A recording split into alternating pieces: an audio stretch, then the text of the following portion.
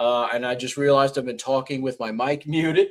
Good evening, everyone, and welcome. Once again, it is Friday night. It is 7 p.m., and it is time for another live stream. We have a great comment right here already. Our friends at the USS Kidd Veterans Museum are premiering a live video at this very moment. So once we are done here, be sure to hop on over to the kids' channel and show them some love and watch their new video. Ozzy, yeah, the kid is live too. Yeah, I know Ozzy. I did not know that they were planning a video premiere for tonight. So after we're done here, for those who are sticking around to watch me, after we're done, be sure to hop on over to the kid and be sure to watch the video that they have that they're premiering right now. And of course, that's where you can go, USS Kidd on YouTube at USS Kidd 661. And that's Kid with two D's, by the way. All right. So I've got hopefully an interesting show for you guys this week. Couple of programming notes before we get underway. For those of you that are watching the replay of this, and if you are only interested in the main topic of discussion, this video is broken down into chapters. So just hover your mouse over the timeline and click the appropriate section that you would like to watch. But first thing, we have one news item, and then we will do our This Week in History. And then we will get on to some models and some ship souvenirs. So, having said all of that, let's go to our one news item for the week. And here we are. So, stuck on World War II destroyer. 30 people taken off destroyer Laffey after Patriots Point gangway collapses. About 30 people aboard the floating museum ship Laffey, USS Laffey that is, were left stranded February 26th when the gangway of the World War II era destroyer collapsed. No one was injured, said Matt Tidwell, an assistant fire chief with the Mount Pleasant Fire Department. The walkway connecting Laffey to the shore dock collapsed shortly before 2:45 p.m. The storied U.S. Navy vessel at Patriots Point Naval and Maritime Museum is open to tour groups. Firefighters took about 2 hours to remove the visiting tourists by using a ladder from a fire truck. And I believe we have a picture of that. Let's see. I guess there's just another area, another angle of the gangway collapsing. And there we are. This is how they proceeded to get people off of the ship. Um, One person in a wheelchair required a rigging system with ropes to be transported from ship to shore. Lauren Austin, assistant director of marketing, said the walkway's collapse happened after high winds caused the snapping of a mooring line. We are grateful for the Mount Pleasant Fire Department's quick response and assistance in assuring all guests were safely escorted back to the pier following the incident, Austin said. The Laffey is a decorated World War II era destroyer, according to Patriots Point Naval and Maritime Museum. It is called the ship that would not die after surviving an April 16th, 1945 attack by 22 bombers and kamikaze planes, which left 32 crew members dead and 71 wounded. The crew shot down 9 kamikazes, saving the ship, according to the museum's description of the Laffey. So, what the hell? Yeah, exactly. So yeah, that had to be interesting. You can see here I guess they walked across the ladder. Oh, excuse me. But anyway, yeah, a little action in the museum ship world. How about that? So let's move on to our This Week in History segment. I've got some, there's a real doozy in here for you guys. You guys are going to get a kick out of this. Yeah, we'll do that later on, Mark. Just remind me. Uh, This Week in History. Here we go. This building should look familiar to everyone, even if you've never been to it. February 23rd, 1836. During the Texas Revolution, Mexican General Antonio Lopez de Santa Anna began a siege of the Alamo, which was captured after 13 days, which became for Texans a symbol of heroic resistance, invoking the phrase, "Remember the Alamo." All right. Let's see. Next up, this should look extremely familiar as well. February 23rd, 1945. 6 U.S. servicemen raised the American flag over Mount Suribachi on the island of Iwo Jima during World War II. The Battle of Iwo Jima, part of the U.S. Pacific Campaign against Japan, was one of the bloodiest conflicts in the war. Yes, Matt, that was indeed a yawn. I don't know why I get like yawning fits when I start streaming. They eventually go away, though. So let's see.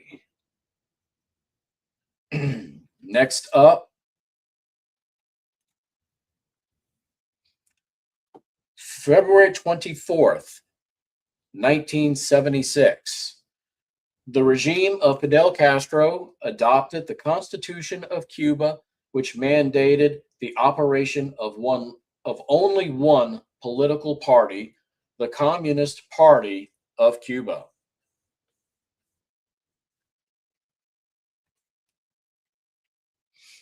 Yeah, I will do that later on, Mark. I see your message. Don't worry, I see it. All right, let's see. Next we have, oh, gonna make that one big. Uh, February 24th, 1991. U.S. ground operator more than a month after the U.S. launched an air war against Iraq in response to Saddam Hussein's invasion of Kuwait. I remember the Gulf War pretty well, actually, even though I was knee high to a grasshopper when it was going on. Skip's here. I see someone saying hi, Skip. I didn't see. Oh yeah, he is here. I didn't see him earlier. Cool.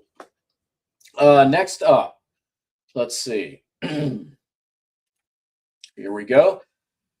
February 25th, 1913.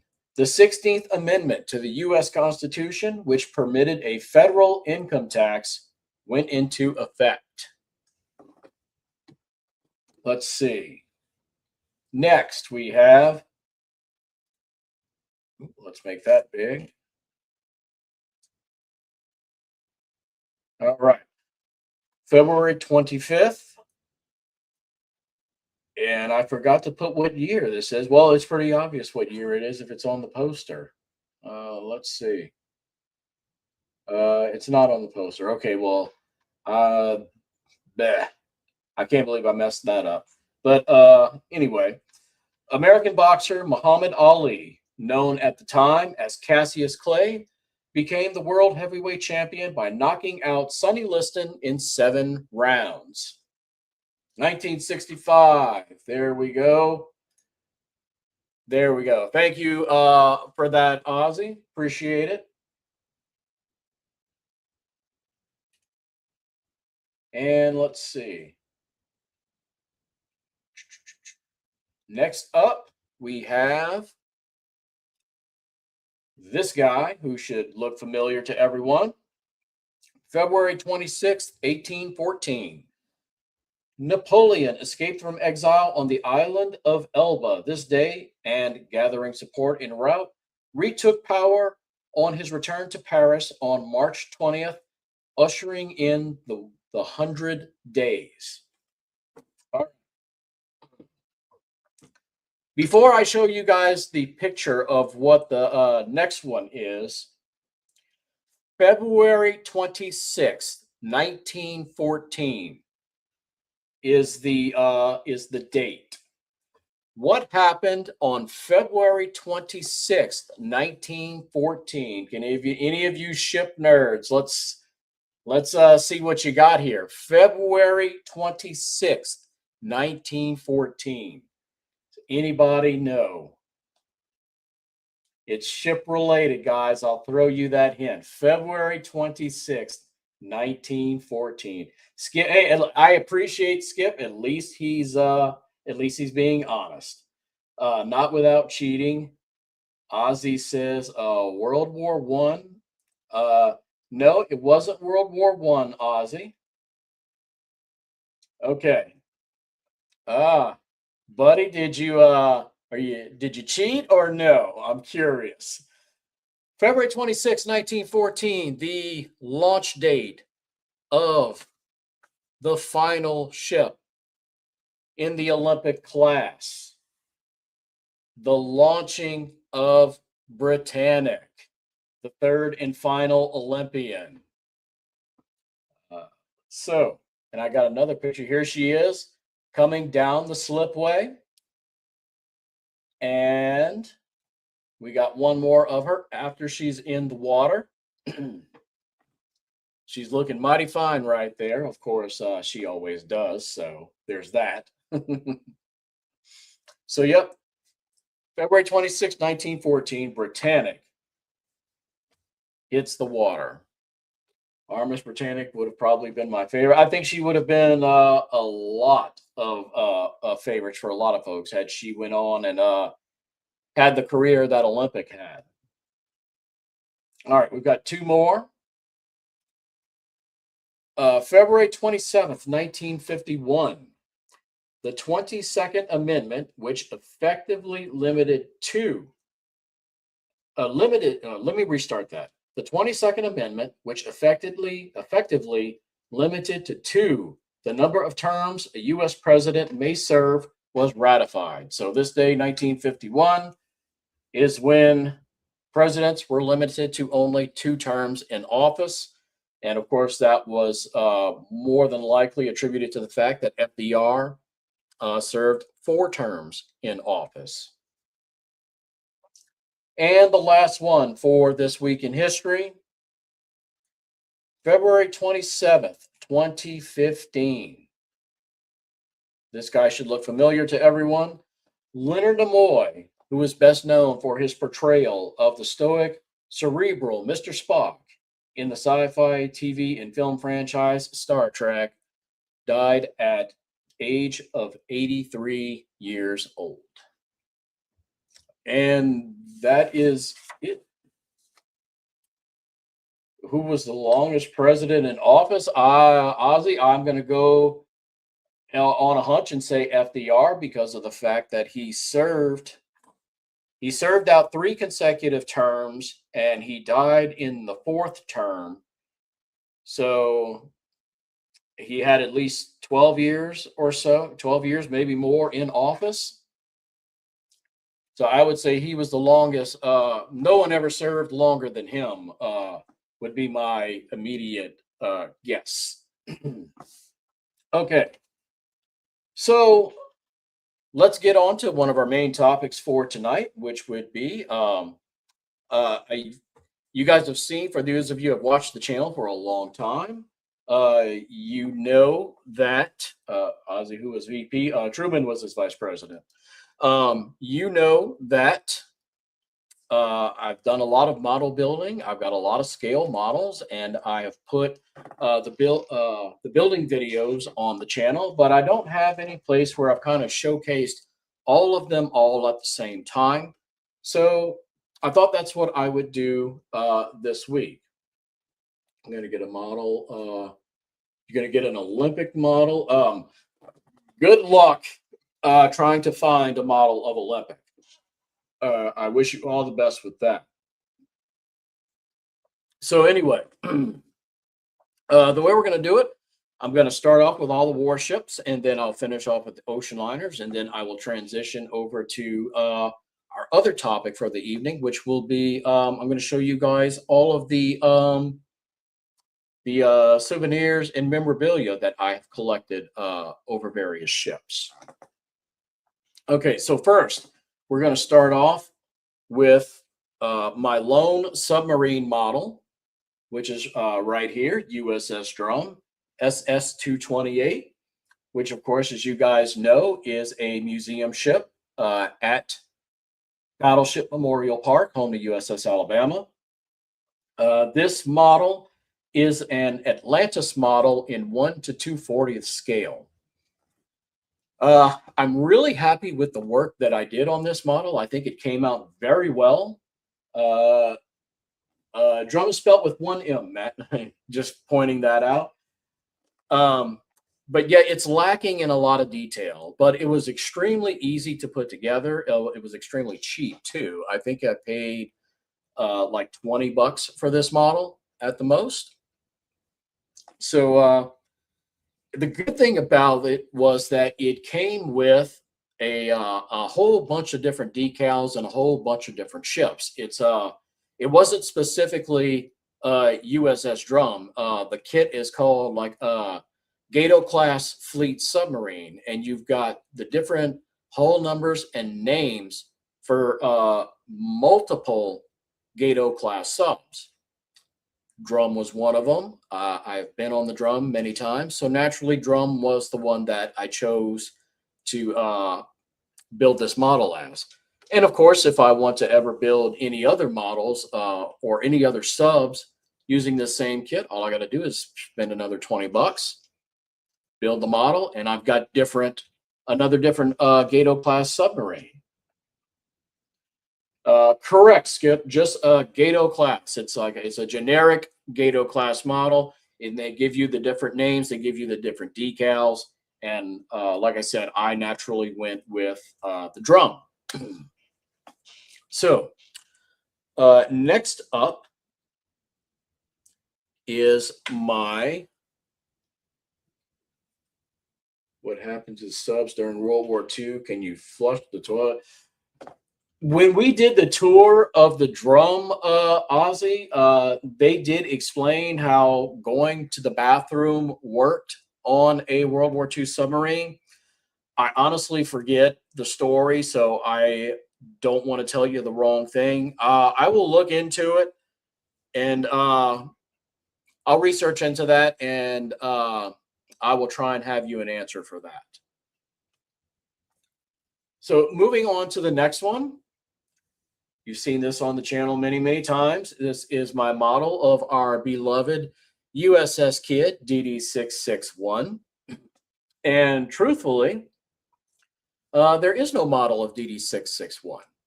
This is actually USS the Sullivans. That's how the kit is sold, and it comes with the Sullivans decals on it. So what I did, since Sullivan's in her 45 configuration and Kidd in her 45 configuration are virtually identical, I had some custom decals made, and I used those and put this on this model, and voila, I've got USS Kidd. And it's kind of hard to see it, but you can see the pirate on the forward funnel right there. That I actually went to the museum, and this was before the museum left for dry dock, so it was still in Baton Rouge. I took my professional camera out there with my big telescope lens, zoomed in on the actual pirate that's on the hull, snapped a picture, and used that to have decals of the funnel made. So that's how I got the pirate decal. Isn't it true a crew member once sank a submarine because he flushed the toilet? I have not heard that story. I will have to look into that. I can't say that I've heard that story before.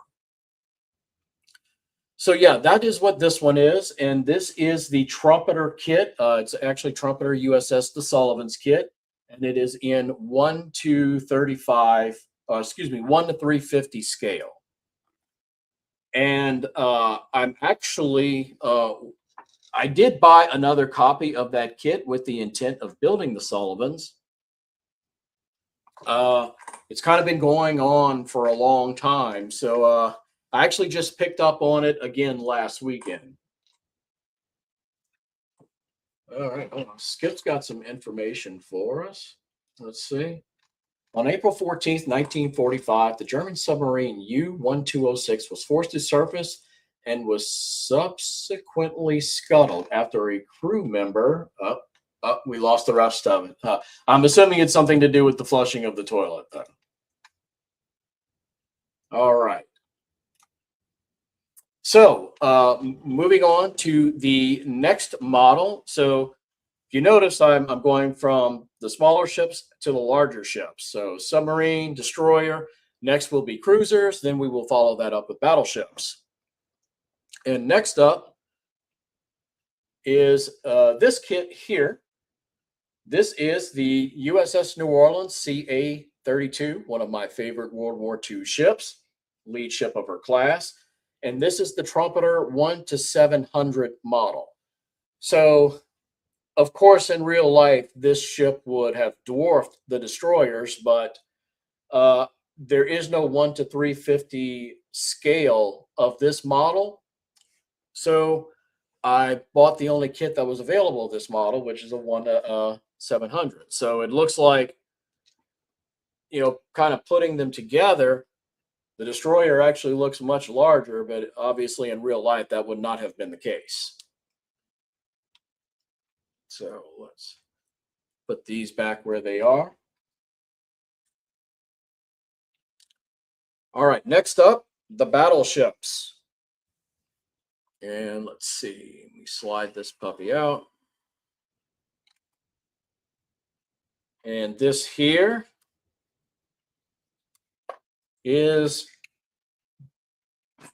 BB-55 USS North Carolina. This is an Atlantis model, 1 to 500 scale. And this is the only model of mine that I ever entered into a competition, and I won. Well, not first place, but I won. Third place for this model. Thank you, Mark. So, and coincidentally, I entered my Queen Mary model in the same competition as this one, and the judges thought I did a better job on this one. So this one was the one that got the award. And I'm still very happy with how this one turned out. I think this is one of the better jobs I've done on all of my models. It's not perfect.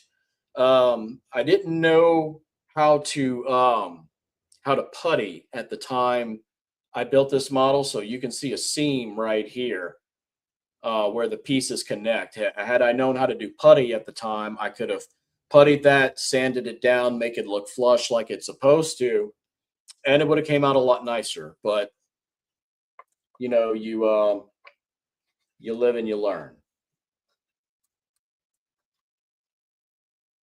Oh, Anna, welcome, welcome. No worries, no worries. Uh, I would say, Anna, though, go back and watch the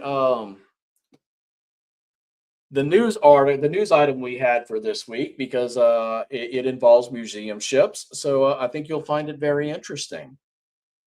Okay, so that is all of my warship models. So now we will move on to the ocean liners. And I am going to start off with my favorite of the. Oh, no, no, no. I'm sorry. No, I do have one more warship. I'm like, wait a minute. No, that ain't right. Yes, Anna, that's true. You're the one who told me about that in the first place. It is. The news article is about the Laffy. I have two more. How could I have forgotten? You know, right here behind me, I've got two more models. I'm looking at what's right in front of me on my little makeshift stand that you guys can't see off camera right here in front of me. Mark loves ocean line. We all love ocean liners. That's why we're here. So anyway, no, there was no updates to it, Anna. What you read yesterday was it. So of course, one of the most iconic warships in all of history, BB-39, the USS Arizona. This is a Revell 1 to 426 kit, which is a very strange number. And believe it or not, this is the building of this kit is probably my most viewed video as far as my model kit builds on my channel. One thing that I did get wrong when I built this model, if you see here on the third turret, I painted the top of it red. That should not have been painted red. It should have stayed the haze gray. The tops of the other three were in fact painted red. So that's one little thing that I got wrong. And for the lifeboats, I can't remember why, but I painted all the lifeboats in white. That was not accurate either. So I eventually took the lifeboats off and painted them in the correct gray that they belong in. Skip love submarines. Of course, we love submarines too. Remember, I did a whole thing on the Tang a few weeks ago, which that got a lot of positive reaction, by the way. But does anybody know off the top of your head why they painted the tops of the turrets in certain colors? And every battleship had the tops of their turrets painted in a different color. Arizona's happened to be red. Does anybody know why the tops of the turrets were painted a certain color on the battleships?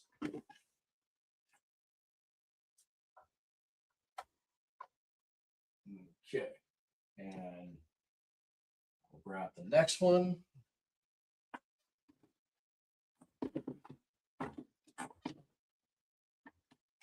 Yes, that Matt got that correct. So American pilots can spot and identify. So let's see. You said this before, but I forgot. There you go. To tell them apart. Yep, Mark. Essentially, that's the gist of it. So when the pilots, like the Kingfishers, for example, would launch off of their respective battleships, they're in the air. They're trying to find their ship. They look at the tops of the turrets and they know which color theirs is. So, for example, if the Arizona is your ship, you see the ship that's got the red turret tops, that's your ship. So you head for the Arizona. This here, of course, is Mighty Mo. Has always been one of my absolute favorite battleships. And I don't think I did a particularly great job on this model right here. Um, I think I could have did a better job on this one. There are certain details that I did not paint, and you notice I did not paint the tops of the turrets of this one. This is a Revell 12535 model, and you can tell it's Mighty Mo because there it is, BB63. We've got her name on the back, although you can't really see it from the glare, but it does say Missouri on the back. This model is not completely accurate either because you can see it only has one rudder. The Iowa class battleships have two rudders. All of them, all four of them have two rudders. And you can clearly see this doesn't have it. This is also a waterline model, which you guys have probably heard me mention in the past that I'm not a big fan of waterline models. When I bought this, I did not realize when I bought it, it was a waterline, and I got it online. It wasn't expensive, so I just went ahead and built it. And there's just you could tell it's a very old mold because this is the bridge right here, and you can't even tell it. It looks like another deck. There's no carving out for like to see where the windows were. It looks almost completely like a smooth surface, and I'm going to assume that has something to do with the fact that the mold for this is probably extremely old. That's my guess.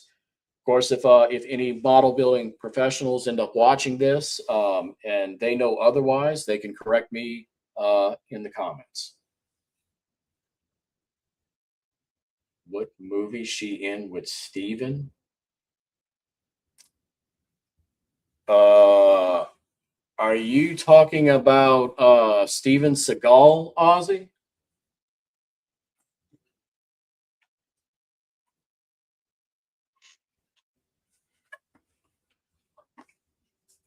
Waiting for Ozzy to answer that. Are you referring to a movie with that about? Okay, so that was Under Siege, and actually, most of that movie was filmed on board Alabama, and Alabama was portraying Missouri in that movie. All right, so now that wraps up all of the warships that I built. And now we are going to move on to the ocean liners. And first up, we're going to look at my absolute favorite Canard ocean liner, Mauritania. And I absolutely love this model. I felt like I did a pretty good job on this model. There are a couple of things I did not get right, but by and large, I'm really happy with how this model came out. I think I especially did a really good job on the funnels. Canard funnels are a bigger pain in the behind than White Star funnels to paint because of you see the black lines on the funnels. Mauritania bow dipped into the water. The captain got wet. So yeah, here's Mauritania. This is a Airfix model 1-600, and let's see. You'll notice you guys will eventually, of course, you see the Queen Mary behind me, and one thing you'll notice about Mauritania. I did not really understand paint mixing at the time I built the Queen Mary. I built Queen Mary before Mauritania. You'll notice the Mauritania's funnels look a whole lot more like the Canard Red than what you're going to see on Queen Mary. Queen Mary's funnels are painted like how they are right now in on the real ship. So this one actually matches the Canard Red more than what the Queen Mary does. But there's a lot of little detail on the decks, and all of that stuff is imprinted on the piece. It's not stuff that was glued on. You see that on the stern, you see that on the bow as well. And man, I got that pretty precise. So I was real proud of myself with the way Mauritania looks, and I've got her prominently displayed. That's why you don't see her on the shelf too much. I don't like taking her down. I like her where she's at. Okay. So let me put Mauritania back down. She's a beautiful, amazing ship. She most certainly was. Should have hired me to design ocean liners. Well, I don't know if I would do so great with designing. I just know what looks appealing to me. So next up, we are going to move on to they are they're just so special to all of us, the Olympians.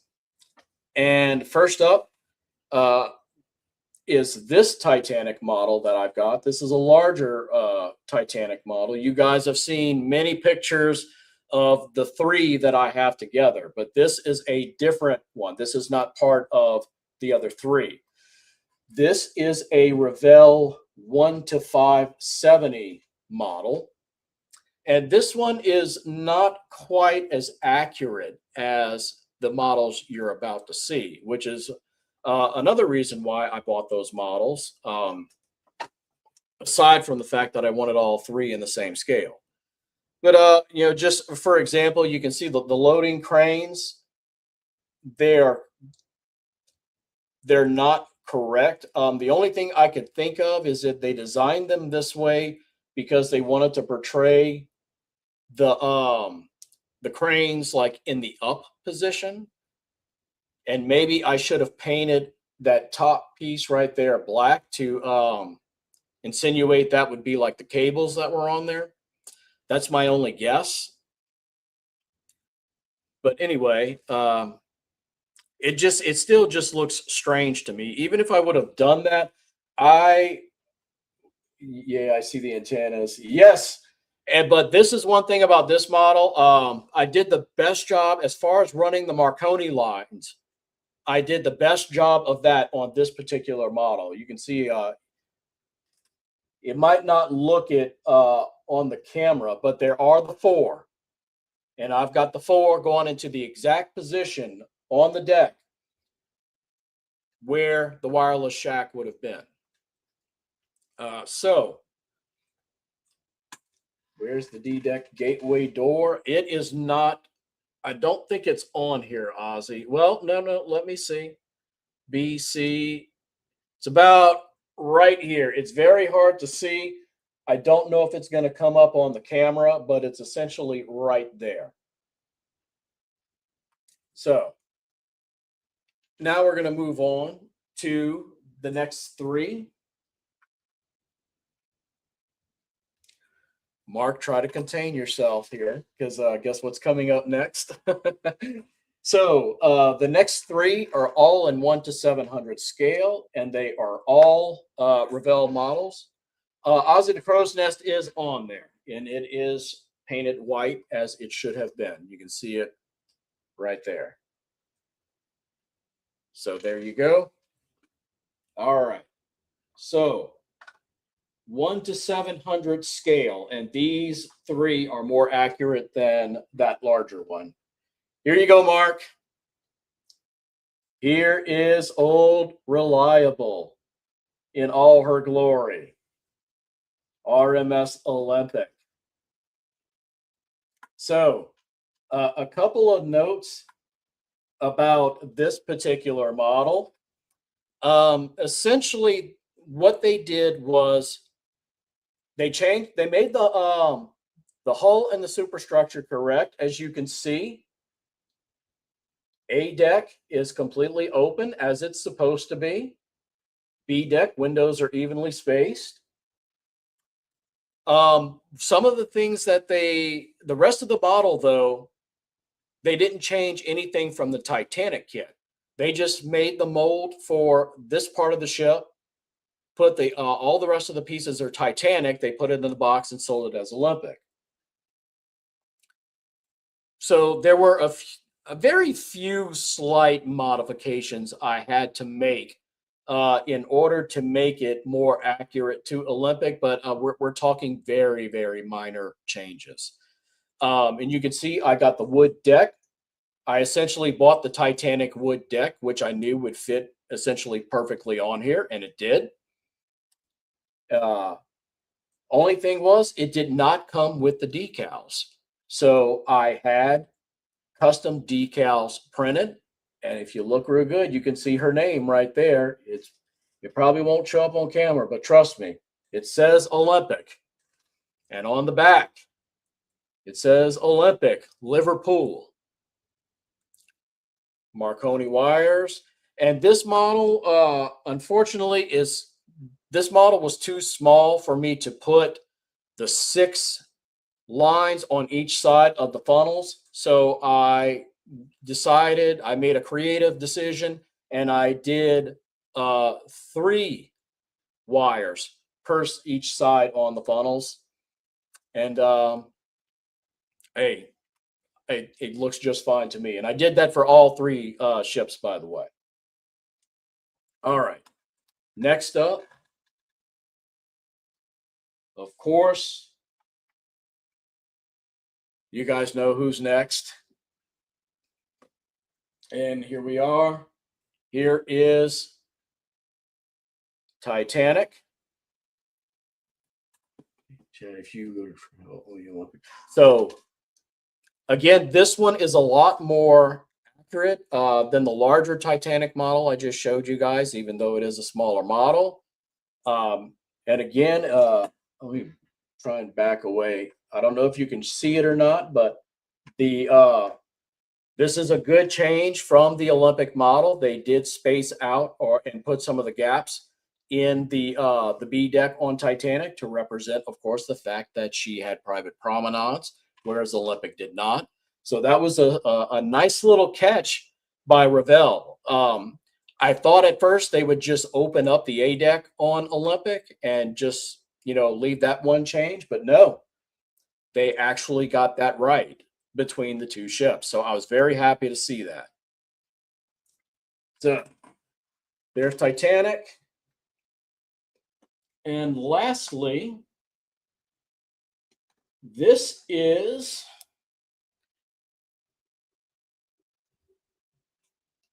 our beloved HMHS, who was in This Week in History. And this took me the better part of a year. This is the Titanic kit converted into Britannic, heavily converted. I mean, heavily converted.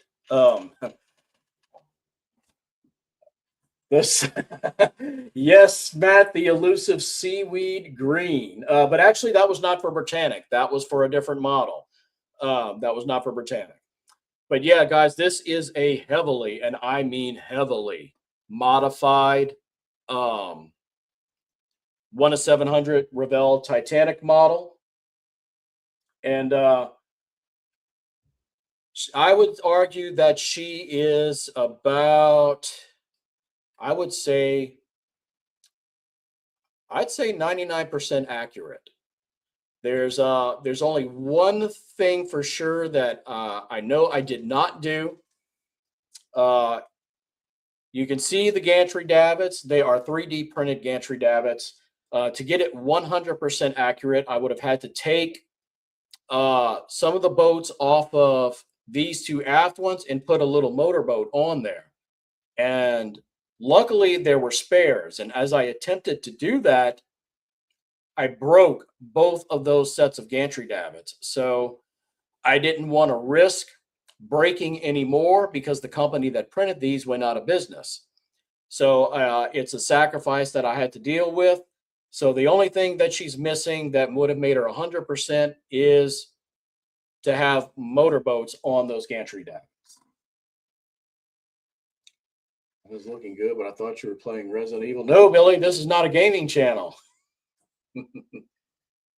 Have you ever heard of the SS Leviathan? Have I heard of Leviathan? Sheesh. Have I heard of Leviathan? Let's see. So there you go. There's all the Olympians. Next up, let's see. The last ocean liner to cover, of course, I mentioned her earlier. No, she's not the last ocean liner. What am I thinking? Oh. So here she is. My second favorite Cunard ship. I said that Mauritania was number one, and here she is, the Queen Mary. And this is a model craft 1 to 568 model. And you can see what I was talking about earlier, how the funnels are painted as how they look now on the ship. Thank you, Bill. Very much appreciated. Ditto, my friend. So anyway, here we are. This is Queen Mary, and I got some wiring on her as well. And I'm really happy with how this one came out as well. It was one of the earlier models that I built, but I did my best, with the skill that I had at the time, and I'm really happy with how this particular model turned out. I'd love to be able to go to the real ship someday and bring this with me and take a picture of me holding my model in front of the ship, like I did on the next model I'm about to show you guys. And I forgot to bring it over here, so I got to get up and go grab it. Let's see.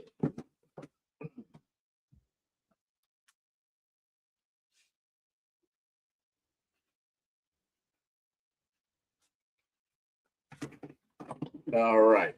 So here we are, of course, the big U, the SS United States. This is a Revell model as well. And strangely enough, the scale of the model was not printed on the box art. Is that the same duct tape on your TV? I don't think so. Yes, Matt, there's the elusive seaweed green. So one of the build videos, someone else had built this model, and I watched a video on it, and they suggested that and I forget what company made the paint, but it was seaweed green is the name of this green. And they suggested to use that because it was what they found to be the closest thing to the actual green that was on the decks of the SS United States. So that was an odyssey trying to find that paint. And it is a spray paint. It was in a spray can. And you can see she's a waterline model, and I mentioned before that I don't like waterline models, but this is the only model of the SS United States that I can find anywhere. So it's just one of those things where, I bit the bullet and I just dealt with it. And I'm really happy with how this model came out. And yeah, I brought this to Mobile with me, stood with my back with the real ship behind me and took that picture. So, and that was the very first time I saw the real ship in person, by the way. And this model was extremely easy to put together too. There was not a whole lot of pieces. Most of this stuff was whole pieces. Like the instructions were one page. That's how easy it was to put this one together. All right. I have two more models to show you guys, and that will wrap up the modeling part of tonight's live stream. One of these models is a ship, the other is not. and I'll show you the one that is not first. The first model of these last two is a car. And this car is quite literally hell on wheels. She has a name, and her name is Christine.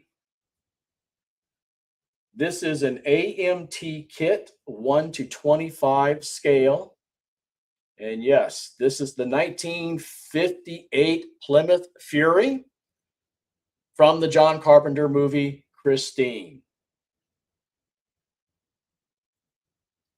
Yep, novel written by Stephen King. Nope, she's a 58 Plymouth Fury. So, yep, there she is.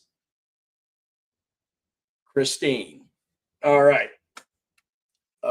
One more to go. Yeah, no, Skip, you were very close. You were off by a year.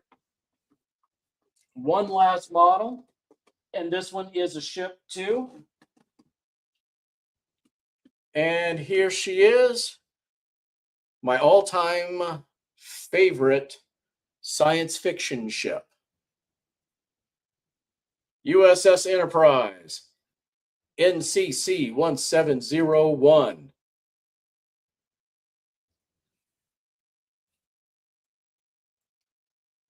Why are the windows not tinted? They did not come tinted, Ozzy. Mark says Millennium Falcon. And there you go, USS Enterprise. And again, NCC 1701. This is how the ship appeared in the original movie, Star Trek The Motion Picture, and in Star Trek II, The Wrath of Khan. This is a Polar Lights model, a 1 to 1,000th scale.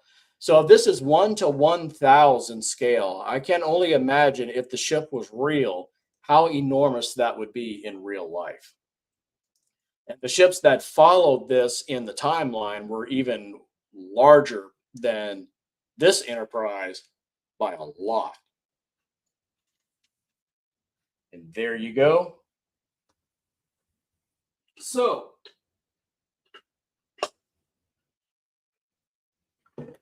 those are all the scale models that I put together. So now I have properly cataloged them all in one spot. And hopefully I can find the motivation to continue working on some more. I've got about 4 or 5 models in boxes, and I've probably only touched one in the last year. I don't know why, but I just kind of lost the desire to do it. And I'm trying to find that motivation to do them again.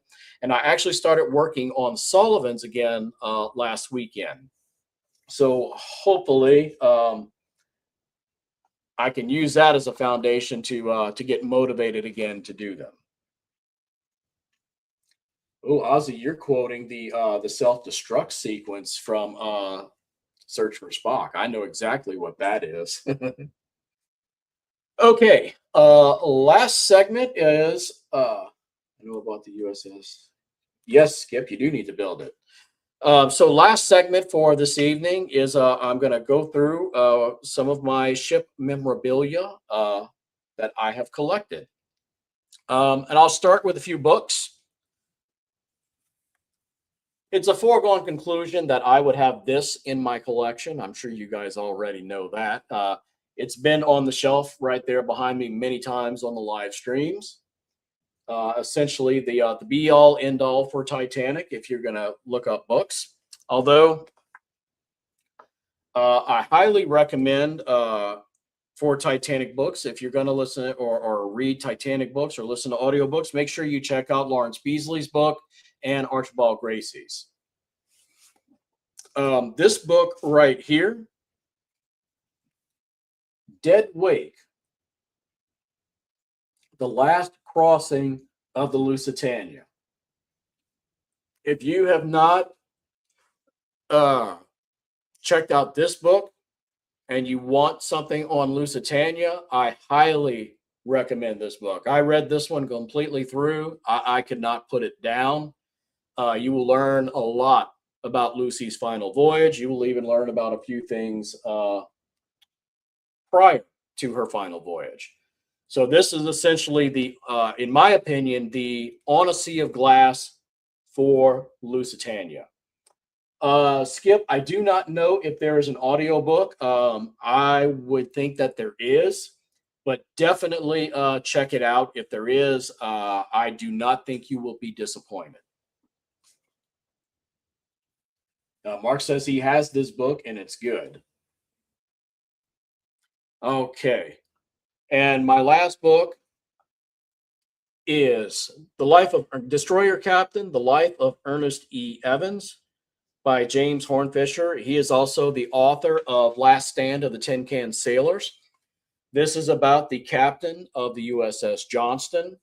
And this was probably more special, more personal to me, excuse me, than the previous two because I had it signed and autographed by the author or one of the authors. It's James and David Hornfisher. James Hornfisher was David's father, and he passed away a few years ago.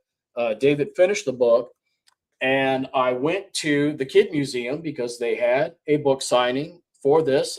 David Hornfisher was there, and he signed the book for me. And coincidentally, that is the same day I met Park Stevenson in person for the first time.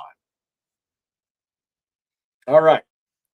Next up, I'm going to have to move some things around here for a minute. Bear with me. Let's see. Let's put this down here. So, next up are my challenge coins. Okay, first up, USS Alabama, BB-60. And this is the back side of it. Trying to read, what does it say? USS Alabama. Oh, just dare to defend is what it says on the back side. And I'm doing these in alphabetical order. Next up is USS Kavala, the Pearl Harbor Avenger.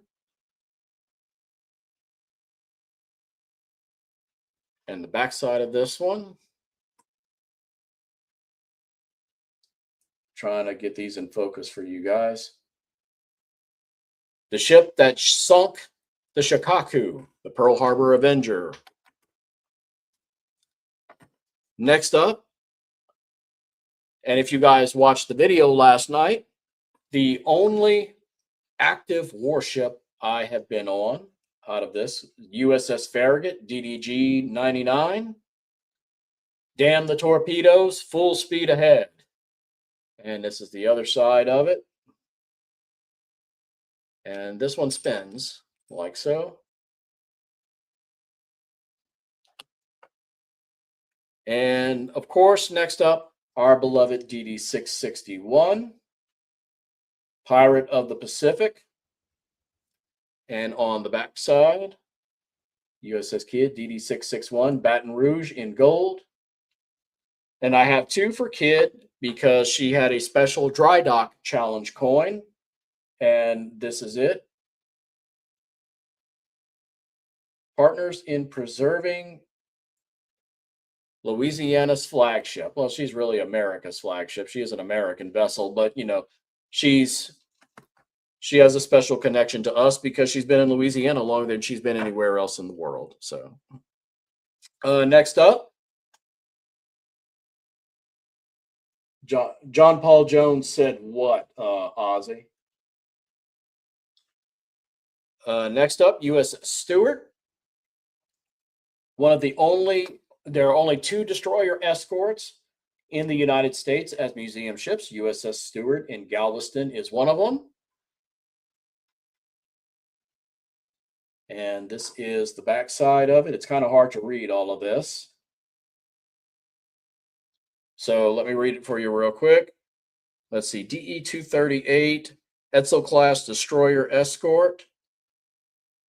Name 4, Rear Admiral Charles Stewart, commander of the USS Constitution in the War of 1812. Where you hit your head on the kid? I don't remember hitting my head on the kid. I hit my head on the Texas. Luckily, I was wearing a hard hat too, because that would have hurt. Next up, we stick together. USS the Sullivan's DD-537. And this one is unique because this is the only one of my challenge coins for a ship that I have not been to yet. And here we are, Buffalo and Erie County Naval and Military Park. Shane, if you're out there, you guys are super high on my bucket list. I will see you guys eventually. Damn the torpedoes, full speed ahead. Are you saying, Ozzy? Are you saying John Paul Jones said that? Because if I'm understanding you correctly, you're saying John Paul Jones said that, but no, he did not. David Farragut said that. In fact, go and watch last night's video, and I do a little history on David Farragut before I actually show the pictures that I was allowed to take on the ship. And lastly, BB-35 USS Texas, the Mighty T, 1914 to 1948. And here's the backside of it. And let's see. This here is something I bought at that Titanic exhibit that came to New Orleans last year. I don't know if these are actual replicas of what's in here, but I just thought they looked really cool, so I went ahead and bought it. It is launch tickets for each vessel. So you can see here's Olympic. And then we've got Titanic. And there's Britannic.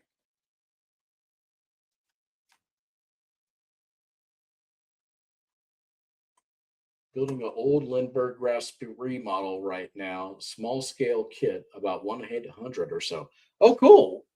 That's awesome. Yeah, I would like to see it when you're done with it, if there's a way. So this was also included. This thing about Titanic. And on the backside, your attention is especially directed to the conditions of transportation and the enclosed contract. Yeah, on the backside is I'm guessing it's a replica of one of the tickets for Titanic. And you can't see it too well, but the name right there is Charles Joffin. And of course, we all know who he was. He was the chief baker on Titanic. He rode the ship's stern down, got on to overturn collapsible B, and that's how he survived. All right, buddy, take care. We'll see you next time. And I've got 4 pieces from actual ships, and that's how we're going to close this out. So this right here, this is an actual piece of teak deck from the USS Texas. And on the backside, it says deckwood reclaimed from Battleship Texas BB-35. And I believe that this is not original teak from like 1914 or 16 from the ship. This was the last time she had a teak deck replacement, which I believe was in 1990. Okay, next up, another piece of teak deck. This is original teak deck right here from USS Alabama. And it's got a nice little inscription here, but I've read this before on the stream. Okay, and 2 more to go. My actual original rivet from the kid. Yeah, Ozzy, Texas is where I conked my head on the very keel of the ship. And like I said, luckily I was wearing a hard hat. So yeah, here's an original rivet from the kid collected in the shipyard when she was in the dry dock. And you have an actual certificate of authentication with Tim's signature and Park's signature on it. And you can buy those from the gift shop online and they will ship it to you. Just so you know. All right. I've showed this one before, the final piece in my collection, but I will show it to you guys again one more time. Is everyone paying attention? Right here. There we go. RMS Olympic decking, 1911 to 1935. I am holding a piece of Olympic in my hands. So how did I get this? This was at the Titanic exhibit that came to New Orleans last year. I'm not going to say how much I paid for it. It was still worth it regardless. And yes, it did come with a certificate of authenticity as well, which I have locked up in my safe to make sure nothing happens to that. But yeah, my piece of Olympic. So I'm not saying, Anna. I'm not saying. All right. Well, that is about going to go ahead and wrap it up for this week's stream. I hope you guys enjoyed this. This was a lot of fun for me. About only downside for me now is as soon as I end this, I got to go pick everything back up where it belongs. So that'll be fun. But anyway, appreciate you guys for watching as always. I hope you guys have a great weekend and stay safe. And I can't stress it enough this week, guys. Please, whatever you do, drive safely. Christine is out there.